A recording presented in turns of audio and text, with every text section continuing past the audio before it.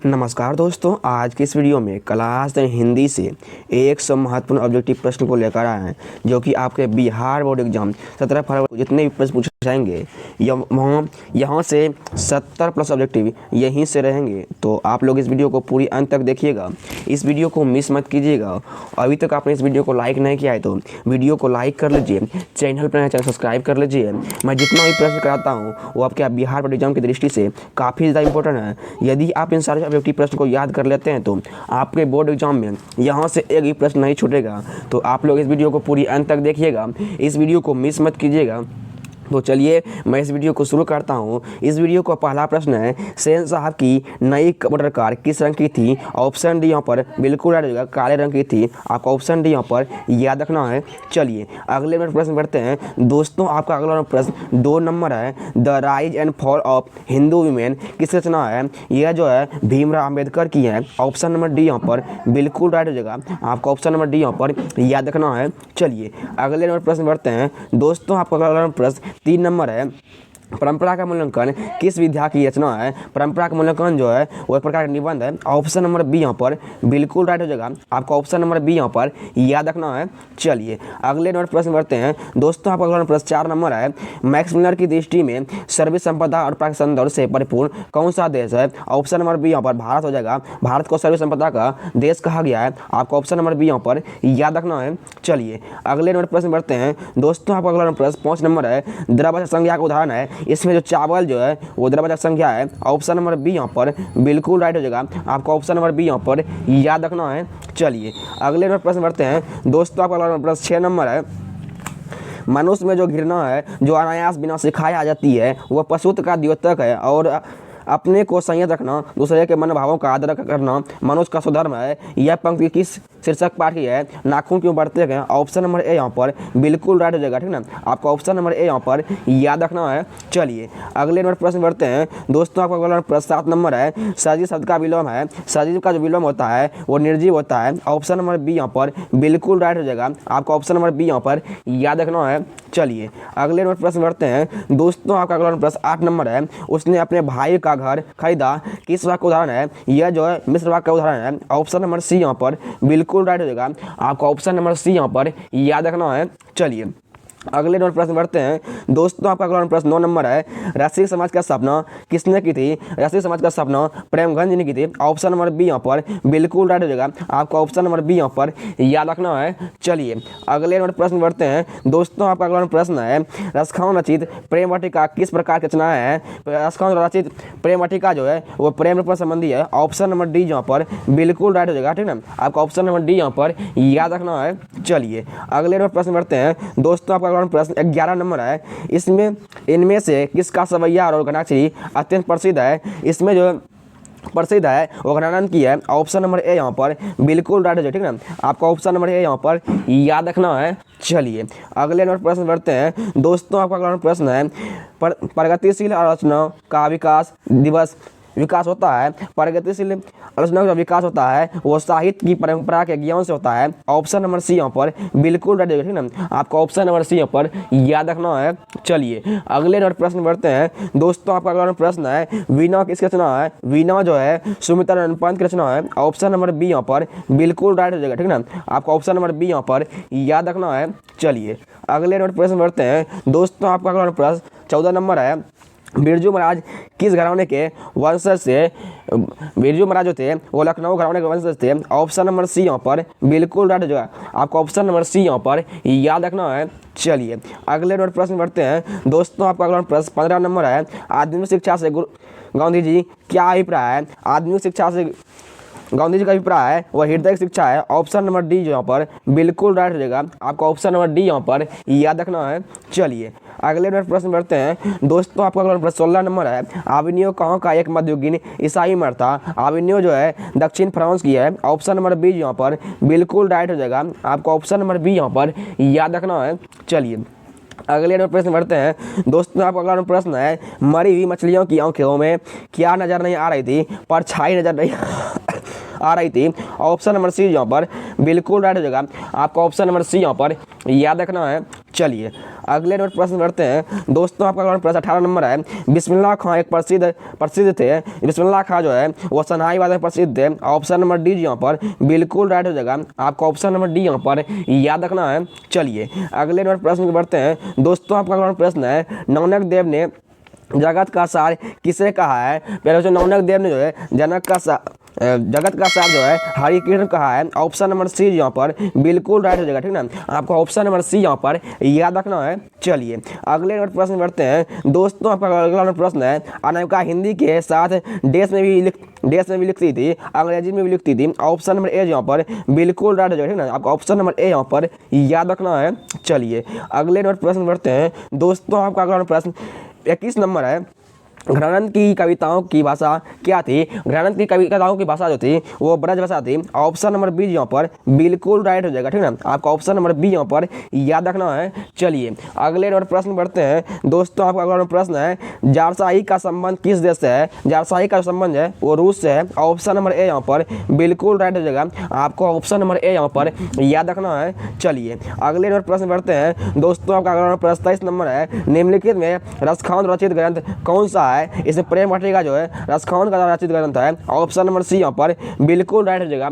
आपको option number C यहाँ पर याद रखना है। चलिए अगले नंबर प्रश्न बढ़ते हैं दोस्तों। आपका अगला प्रश्न है गुरु नानक के किस धर्म का प्रवर्तक थे। गुरु नानक जो थे सिख धर्म के प्रवर्तक थे। ऑप्शन नंबर बी यहाँ पर बिल्कुल राइट हो जाएगा, ठीक ना। आपका ऑप्शन नंबर बी यहाँ पर याद रखना है। चलिए अगले नंबर प्रश्न बढ़ते हैं दोस्तों। आपका अगला प्रश्न है जपूजी किसकी रचना है। जपूजी जो है वो गुरु नानक की रचना है। ऑप्शन नंबर सी यहाँ पर बिल्कुल राइट हो जाएगा। आपका ऑप्शन नंबर सी यहाँ पर याद रखना है।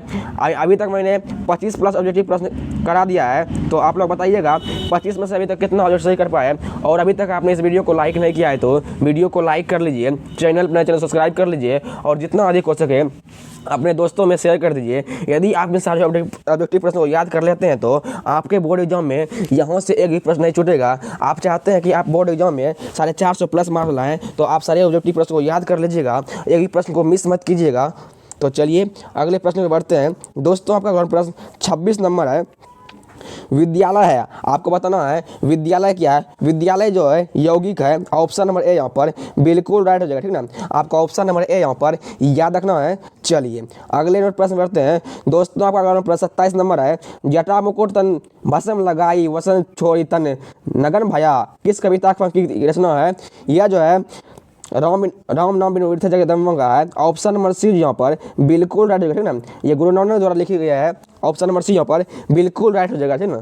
चलिए अगले नंबर प्रश्न बढ़ते हैं दोस्तों। आपका अगला प्रश्न है मगम्मो की बहू का क्या नाम था। मगम्मो की बहू का नाम था नजम्मो। ऑप्शन नंबर बी यहाँ पर बिल्कुल राइट हो जाएगा, ठीक ना। आपका ऑप्शन नंबर बी यहाँ पर याद रखना है।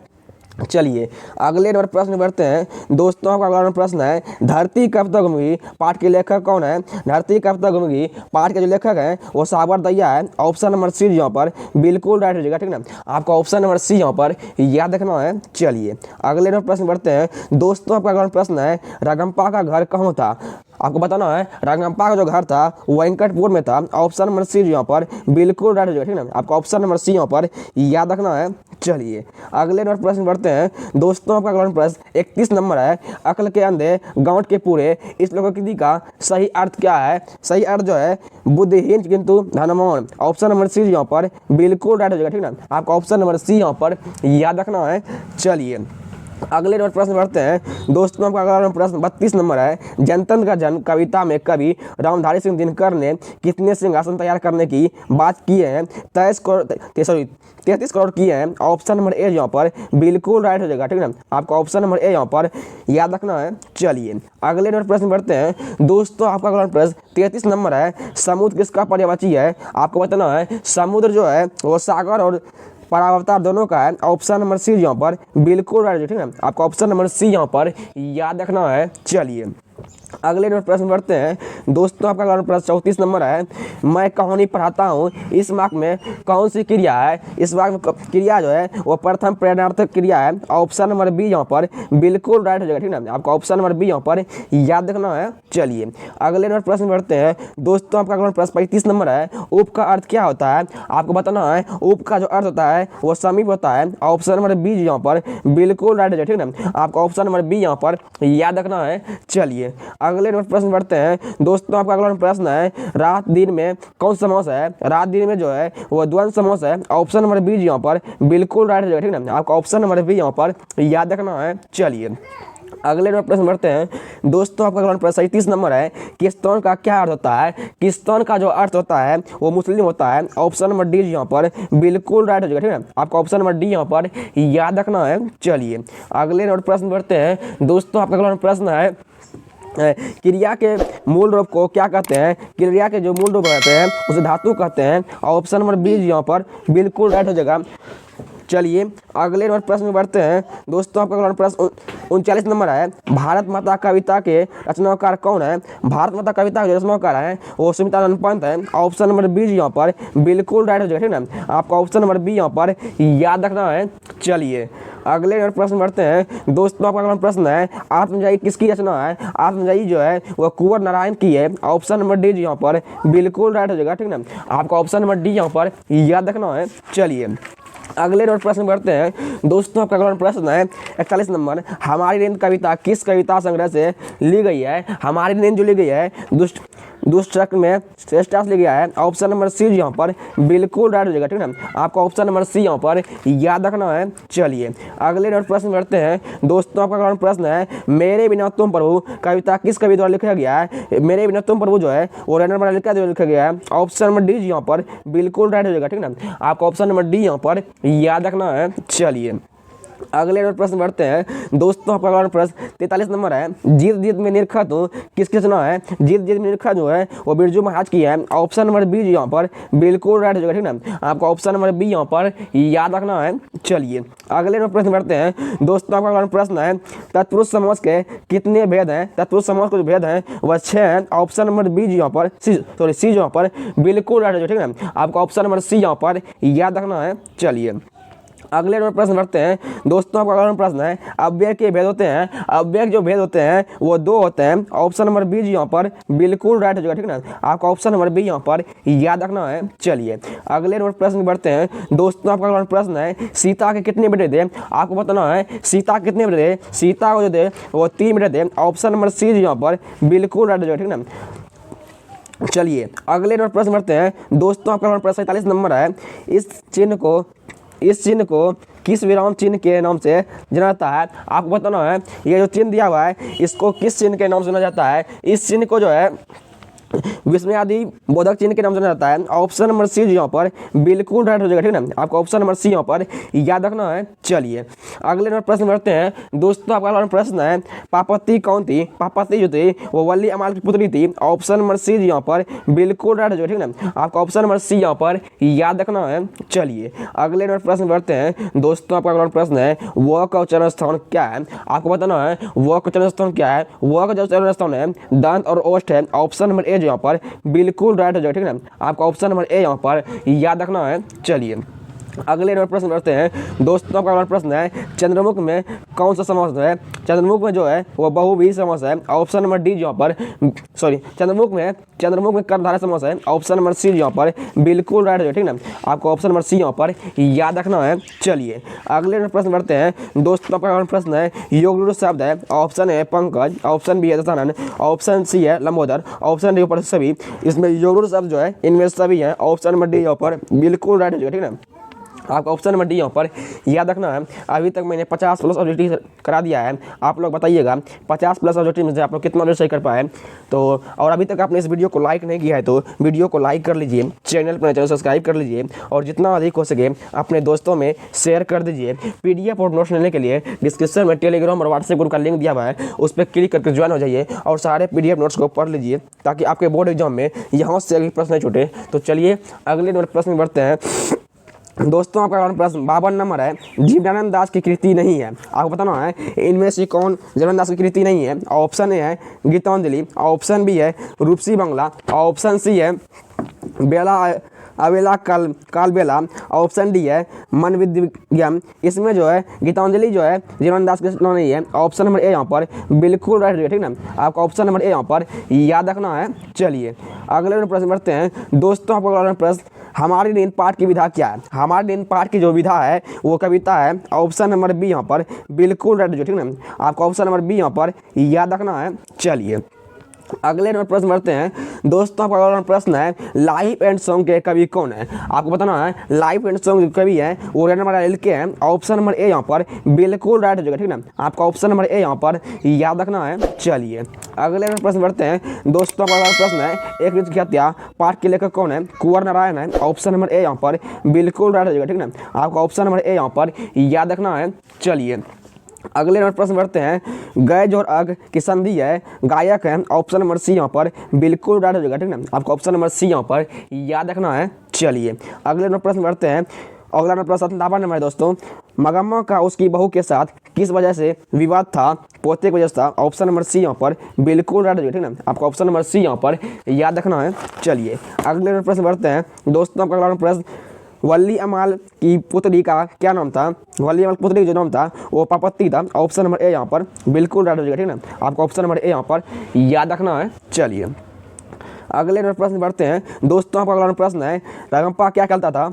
रगम्पा जो गुजरा खेलता था। ऑप्शन नंबर डी यहाँ पर बिल्कुल राइट हो जाएगा, ठीक है। आपको ऑप्शन नंबर डी यहाँ पर याद रखना है। चलिए अगले नंबर प्रश्न बढ़ते हैं दोस्तों। आपका अगला प्रश्न है भरपेट में कौन सा उपसर्ग है? भरपेट में जो है वो भर उपसर्ग है। ऑप्शन नंबर बी यहाँ पर बिल्कुल राइट हो जाएगा, ठीक है। आपको ऑप्शन नंबर बी यहाँ पर याद रखना है। चलिए अगले नंबर प्रश्न बढ़ते हैं दोस्तों। आपका अगला प्रश्न 61 नंबर है कभी अगले जन्म में क्या बनना चाहता है? कभी अगले जन्म में जो है वो हंस बनना चाहता है। ऑप्शन नंबर ए यहाँ पर बिल्कुल राइट हो जाएगा, ठीक है। आपका ऑप्शन नंबर ए यहाँ पर याद रखना है। चलिए अगले नंबर प्रश्न बढ़ते हैं दोस्तों। आपका अगला प्रश्न 62 नंबर है कच्चा चिट्टा खोलना मुहावरे का अर्थ क्या होता है? कच्चा चिट्टा खोलना मुहावरे का अर्थ होता है वह रहस्य खेलना होता है। ऑप्शन नंबर सी यहाँ पर बिल्कुल राइट हो जाएगा, ठीक है। आपका ऑप्शन नंबर सी यहाँ पर याद रखना है। चलिए अगले नंबर प्रश्न बढ़ते हैं दोस्तों। आपका अगला प्रश्न है समझौता में कौन सा प्रत्यय है? औता प्रत्यय है। ऑप्शन नंबर डी यहाँ पर बिल्कुल राइट हो जाएगा, ठीक है। आपका ऑप्शन नंबर डी यहाँ पर याद रखना है। चलिए अगले नंबर प्रश्न बढ़ते हैं दोस्तों। आपका अगला प्रश्न 64 नंबर है दही कौन बेचती थी? मगम्मा बेचती थी। ऑप्शन नंबर सी यहाँ पर बिल्कुल राइट हो जाएगा, ठीक है। आपका ऑप्शन नंबर सी यहाँ पर याद रखना है। चलिए अगले नंबर प्रश्न बढ़ते हैं दोस्तों। आपका अगला प्रश्न है रेणा मारिया रिल्के के पिता का क्या नाम था? जोसेफ रिल्के था। ऑप्शन नंबर बी यहाँ पर बिल्कुल राइट हो जाएगा, ठीक है। आपका ऑप्शन नंबर बी यहाँ पर याद रखना है। चलिए अगले नंबर प्रश्न बढ़ते हैं दोस्तों। आपका अगला प्रश्न है मंगू को जिस अस्पताल में भर्ती करा जाता है वह कर्मचारी कैसे थे? व्यवहार कुशल थे। ऑप्शन नंबर डी यहाँ पर बिल्कुल राइट हो जाएगा, ठीक है। आपका ऑप्शन नंबर डी यहाँ पर याद रखना है। चलिए अगले नंबर प्रश्न बढ़ते हैं दोस्तों। का प्रश्न 67 नंबर है रसखान की भक्ति है। रसखान की जो भक्ति है वो सगुन भक्ति है। ऑप्शन नंबर ए यहाँ पर बिल्कुल राइट हो जाएगा, ठीक है। आपका ऑप्शन नंबर ए यहाँ पर याद रखना है। चलिए अगले नंबर प्रश्न बढ़ते हैं दोस्तों। आपका अगला प्रश्न 68 नंबर है ढाटी विश्वास कहानी में लक्ष्मण कौन था? लक्ष्मण जो था वो लक्ष्मी का पति था। ऑप्शन नंबर ए यहाँ पर बिल्कुल राइट हो जाएगा, ठीक है। आपको ऑप्शन नंबर ए यहाँ पर याद रखना है। चलिए अगले नंबर प्रश्न बढ़ते हैं दोस्तों। का अगला प्रश्न है सीता के कितने बेटे थे? सीता के 3 बेटे थे। ऑप्शन नंबर ए यहाँ पर बिल्कुल राइट हो जाएगा, ठीक है। आपको ऑप्शन नंबर ए यहाँ पर याद रखना है। चलिए अगले नंबर प्रश्न बढ़ते हैं दोस्तों। आपका अगला प्रश्न है चांद का पर्यायवाची शब्द कौन है? चांद का जो पर्यायवाची शब्द है इसमें चांद का जो पर्यायवाची शब्द है वो है राशि है। ऑप्शन नंबर डी यहाँ पर बिल्कुल राइट हो जाएगा, ठीक है। आपको ऑप्शन नंबर डी यहाँ पर याद रखना है। चलिए अगले नंबर प्रश्न बढ़ते हैं दोस्तों। का अगला प्रश्न मदन ने कासू के कितने दांत तोड़े थे? 2 दांत तोड़े थे। ऑप्शन नंबर सी यहाँ पर बिल्कुल राइट हो जाएगा, ठीक है। आपको ऑप्शन नंबर सी यहाँ पर याद रखना है। चलिए अगले नंबर प्रश्न बढ़ते हैं दोस्तों। आपका अगला प्रश्न है गुदरी का लाल होना मुहावरे का अर्थ क्या होता है? गुदरी का लाल जो होना होता है मुहावरे का अर्थ होता है निर्धन परिवार में गुनी का जन्म होना। ऑप्शन नंबर सी यहाँ पर बिल्कुल राइट हो जाएगा, ठीक है। आपको ऑप्शन नंबर सी यहाँ पर याद रखना है। चलिए अगले नंबर प्रश्न बढ़ते हैं दोस्तों। का अगला प्रश्न 73 नंबर है बौका का अर्थ क्या होता है? बौका का अर्थ होता है वो टेढ़ापन होता है। ऑप्शन नंबर सी यहाँ पर बिल्कुल राइट हो जाएगा, ठीक है। आपका ऑप्शन नंबर सी यहाँ पर याद रखना है। चलिए अगले नंबर प्रश्न बढ़ते हैं दोस्तों। आपका अगला प्रश्न है 74 नंबर ज्ञानानंद किस धारा के कवि थे? ज्ञानानंद थी वो रीति मुक्त धारा कवि थे। ऑप्शन नंबर बी यहाँ पर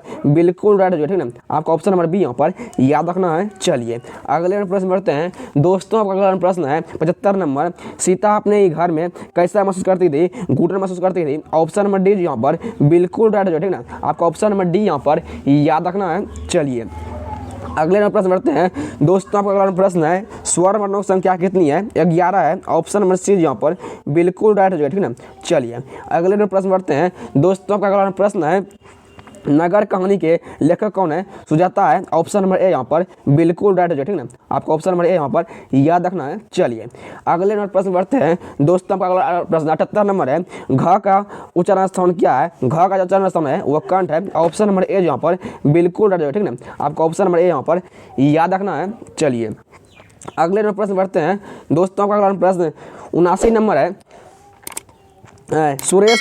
सुरेश का संधि विच्छेद होगा। सुरेश का जो संधि विच्छेद होगा इसमें सूर्य और इस होगा। ऑप्शन नंबर सी यहाँ पर बिल्कुल राइट हो जाए, ठीक ना। आपका ऑप्शन नंबर सी यहाँ पर याद रखना है। चलिए अगले नंबर प्रश्न बढ़ते हैं दोस्तों। का अगला प्रश्न 80 नंबर है। सेन साहब के कितनी लड़कियाँ होती? सेन साहब को जो थे लड़कियां जो थी वो 5 थी। ऑप्शन नंबर डी यहाँ पर बिल्कुल राइट हो जाए, ठीक ना। आपका ऑप्शन नंबर डी यहाँ पर याद रखना है। चलिए अगले नंबर प्रश्न बढ़ते हैं दोस्तों। आपका अगला प्रश्न है निम्नलिखित शब्दों में कौन सा शब्द योग रूढ़ का उदाहरण है? इसमें जो उदाहरण है वो पंचानन है। ऑप्शन नंबर बी यहाँ पर बिल्कुल राइट हो जाए, ठीक ना। आपका ऑप्शन नंबर बी यहाँ पर याद रखना है। चलिए अगले नंबर प्रश्न बढ़ते हैं दोस्तों। आपका अगला प्रश्न है नलिनी मित्तल शर्मा का जन्म कब हुआ था? आपके बोर्ड एग्जाम पूछा जाएगा। नलिनी मित्तल शर्मा का जन्म हुआ था वो 18 फरवरी 1916 ईस्वी होगा था। आपका ऑप्शन नंबर बी यहाँ पर याद रखना है। चलिए अगले नंबर प्रश्न बढ़ते हैं दोस्तों। आपका अगला प्रश्न 83 नंबर है। मैंडलिप किसकी रचना है? मैंडलिप जो है वो गुणाकार मूल्य की है। ऑप्शन नंबर डी यहाँ पर बिल्कुल राइट हो जाएगा, ठीक है ना। आपका ऑप्शन नंबर डी यहाँ पर याद रखना है। चलिए अगले नंबर प्रश्न बढ़ते हैं दोस्तों। आपका अगला प्रश्न 84 नंबर है। अर्थ के आधार पर शब्द के कितने भेद हैं? अर्थ के आधार पर जो है शब्द के 2 भेद हैं। ऑप्शन नंबर बी यहाँ पर बिल्कुल राइट हो जाएगा, ठीक है। आपका ऑप्शन नंबर बी यहाँ पर याद रखना है। चलिए अगले प्रश्न बढ़ते हैं दोस्तों। आपका अगला प्रश्न है प्रेम वाटिका किसकी रचना है? आपको बताना है प्रेम वाटिका जो है वो यश खान की रचना है। ऑप्शन नंबर बी यहाँ पर बिल्कुल राइट है, ठीक ना। आपका ऑप्शन नंबर बी यहाँ पर याद रखना है। चलिए अगले प्रश्न बढ़ते हैं दोस्तों। आपका अगला प्रश्न है लेखक अमरकांत को किस लेखन के लिए साहित्य अकादमी पुरस्कार हो चुका था?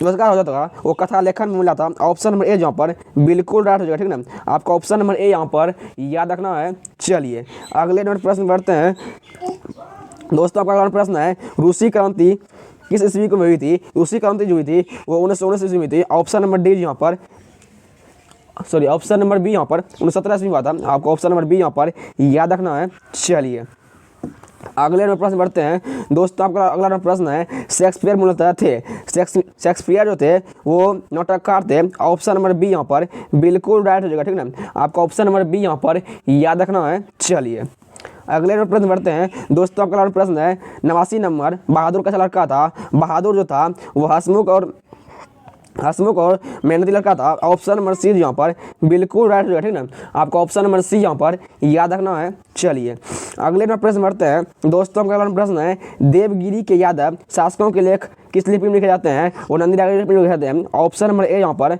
बिल्कुल राइट हो जाएगा, ठीक ना। आपका ऑप्शन नंबर ए यहाँ पर याद रखना है। चलिए अगले प्रश्न बढ़ते हैं दोस्तों। आपका अगला प्रश्न है निम्न में शुद्ध वाक्य कौन है? इसमें से शुद्ध वाक्य है राम ने पुस्तक खरीदी। ऑप्शन नंबर सी यहाँ पर बिल्कुल राइट हो जाएगा, ठीक ना। आपका ऑप्शन नंबर सी यहाँ पर याद रखना है। चलिए अगले प्रश्न बढ़ते हैं दोस्तों। आपका अगला प्रश्न है क्या कौन सा सर्वनाम है? क्या जो है वो प्रश्न सर्वनाम है। ऑप्शन नंबर डी यहाँ पर बिल्कुल राइट हो जाएगा, ठीक ना। आपका ऑप्शन नंबर डी यहाँ पर याद रखना है। चलिए अगले प्रश्न बढ़ते हैं दोस्तों। आपका अगला प्रश्न है 93 नंबर। अमृता कलम से लिखती है। इस वाक्य में कलम से कौन सा कारक है? कलम से जो है वो करण कारक है। ऑप्शन नंबर बी यहाँ पर बिल्कुल राइट हो जाएगा, ठीक ना। आपका ऑप्शन नंबर बी यहाँ पर याद रखना है। चलिए अगले प्रश्न बढ़ते हैं दोस्तों। आपका अगला प्रश्न है नेज और अन में कौन संधि है? नेज और अन में जो संधि है वो है आदि संधि है। ऑप्शन नंबर ए यहाँ पर बिल्कुल राइट हो जाएगा, ठीक ना। आपका ऑप्शन नंबर ए यहाँ पर याद रखना है। चलिए अगले प्रश्न बढ़ते हैं दोस्तों। आपका अगला प्रश्न 95 नंबर है। सोना बहुत चमकीली होता है। इस वाक्य में सोना कौन संज्ञा है? सोना जो है वो द्रववाचक संज्ञा है। ऑप्शन नंबर सी यहाँ पर बिल्कुल राइट हो जाए, ठीक है। आपका ऑप्शन नंबर सी यहाँ पर याद रखना है। चलिए अगले प्रश्न बढ़ते हैं दोस्तों। आपका अगला प्रश्न 96 नंबर है। स्वरनाम के कितने भेद होते हैं? स्वरनाम के जो भेद होते हैं वो 6 होते हैं। ऑप्शन नंबर डी यहाँ पर बिल्कुल राइट हो जाए, ठीक है। आपका ऑप्शन नंबर डी यहाँ पर याद रखना है। चलिए अगले प्रश्न बढ़ते हैं दोस्तों। आपका अगला प्रश्न है लीला घर जाएगी, इसमें कौन सा वाच्य है? इसमें जो वाच्य है वो कर्तरी वाच्य है। ऑप्शन नंबर ए यहाँ पर बिल्कुल राइट हो जाए, ठीक ना। आपको ऑप्शन नंबर ए यहाँ पर याद रखना है। चलिए अगले नंबर प्रश्न बढ़ते हैं दोस्तों। आपका अगला प्रश्न है वर्तमान काल के कितने भेद हैं? वर्तमान काल के जो भेद हैं वो 4 हैं। ऑप्शन नंबर सी यहाँ पर बिल्कुल राइट हो जाए, ठीक ना। आपको ऑप्शन नंबर सी यहाँ पर याद रखना है। चलिए अगले नंबर प्रश्न बढ़ते हैं दोस्तों। आपका अगला प्रश्न है 99 नंबर, नाखून क्यों बढ़ते हैं? पाठ के लेखक कौन है? पाठ के जो लेखक हैं राजेंद्र प्रसाद द्विवेदी हैं। ऑप्शन नंबर सी यहाँ पर बिल्कुल राइट हो जाएगा, ठीक ना। आपको ऑप्शन नंबर सी यहाँ पर याद रखना है। चलिए अगले नंबर प्रश्न बढ़ते हैं, यह अंतिम प्रश्न है। आप लोग इसका जवाब आप लोग कमेंट भर दीजिएगा। प्रश्न है लक्ष्मण कहाँ नौकरी करता था? ऑप्शन ए है मुजफ्फरपुर, ऑप्शन बी है मुंबई, ऑप्शन सी है कलकत्ता, ऑप्शन डी है दिल्ली। आज के इस वीडियो में 100 प्रश्न था। आप लोग बताइएगा 100 से में से आप लोग कितना ऑब्जेक्टिव सही कर पाए। तो आज के इस वीडियो में 100 प्रश्न था। आप लोग बताइएगा 100 में से आप लोग कितना ऑब्जेक्टिव सही कर पाए। और अभी तक आपने इस वीडियो को लाइक नहीं किया है तो वीडियो को लाइक कर लीजिए, चैनल पर सब्सक्राइब कर लीजिए और जितना अधिक हो सके अपने दोस्तों में शेयर कर दीजिएगा। और जो अंतिम प्रश्न छोड़े हैं इसका जब आप लोग कमेंट भर दीजिएगा। और इन सारे ऑब्जेक्टिव प्रश्न को यदि आप याद कर लेते हैं तो आपके बोर्ड एग्जाम में यहाँ से एक भी प्रश्न नहीं छूटेगा। तो आप लोग इन सारे ऑब्जेक्टिव प्रश्नों को याद कर लीजिएगा ताकि आपके बोर्ड एग्जाम में एक भी प्रश्न नहीं छूटे। तो मिलते हैं अगले वीडियो में, तब तक के लिए पढ़ते रहिए, हंसते रहिए, मुस्कुराते रहिए। जय हिंद, नमस्कार, राधे राधे।